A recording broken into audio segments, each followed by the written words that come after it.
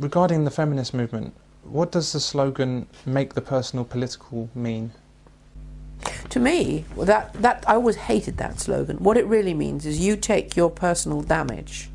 And one of the things that's very obvious in those very early days of the women's movement, how many of the radical women leaders of the movement themselves had really disturbed backgrounds and were very, very violent. And then you make that political. So if my dad's a shit, all men are shits. If you say that, you can do almost anything you like. You could go from the personal and make it political. So what happened is a sufficient group of women got together to complain bitterly, because you have to remember the beginning of the feminist movement was a Marxist movement. It was women in the left of the politics in Britain who decided that they had had enough of working with men on the left and were going to have their own, in quotes, movement.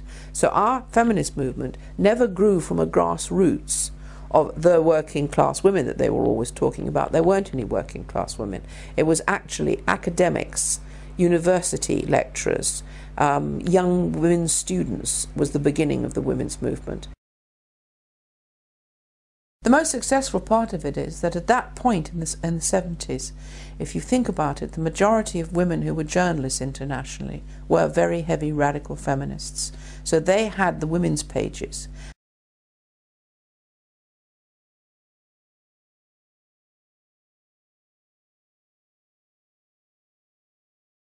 And of course male journalists and male editors, seeing it as, in quotes, a woman's problem, left it to them.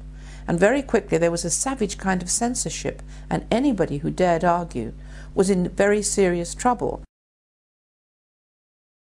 They were very, very highly organized Marxist groups of women of one sort or another. When I remember being horrified when I saw them storming the Miss World competition, thinking to myself, how can these women talk about liberation for women and women supporting each other, and then go and bully a section of other women that they don't like because they're doing something they don't approve of. Put a woman behind that counter! Get lost! Freedom! And outside, and this is in the press cuttings, there were huge demonstration with banners, and on the banners it said, all men are bastards, all men are rapists.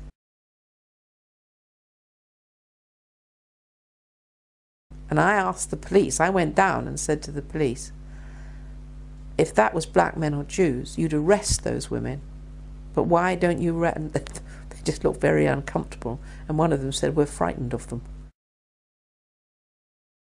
Over the 12 years that I was running the refuge, if I went to speak, there was screaming feminists outside. I tried to publish a book called Prone to Violence. We finally did get it published. But I had to have a police escort all around England, and there were death threats and bomb threats.